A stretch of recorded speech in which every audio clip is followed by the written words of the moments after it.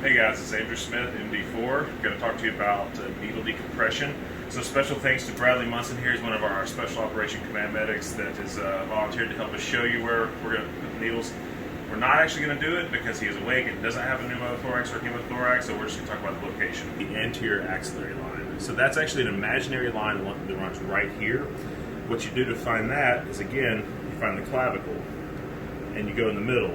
And that's actually your starting point. So between these two is your anterior axillary line. And really it runs right under the pectoral muscle. So it's the last third of the clavicle right under the pec. Now finding your actual fourth to fifth intercostal space, which is our location for the anterior axillary, is you find the nipple. So the nipple is usually around your T4 vertebrae, your T4 dermatome, which is going to be your fourth rib. Now, again, with age, weight changes, the nipple isn't always in the right location, so go where it should be, especially if you have an elderly gentleman, a thin person, that should stay pretty consistent throughout life. So you find your anterior axillary line, and there's your fourth intercostal space because it's right where the nipple is. Now remember, you're wanting to go more anterior, but if you move back for any reason, you have to remember the ribs curve upwards and backwards. So the fourth intercostal actually runs up towards his axilla, or his armpit.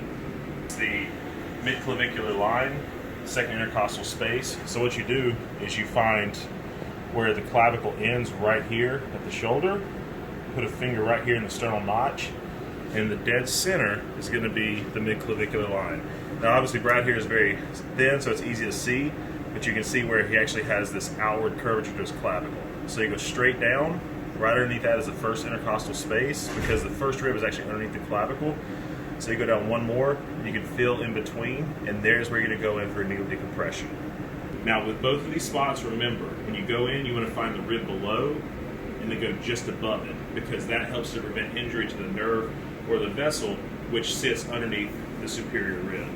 So if you find the fifth rib, go just above it, you're in your fourth intercostal, and you're going to keep that neurovascular bundle safe. All right, thanks guys.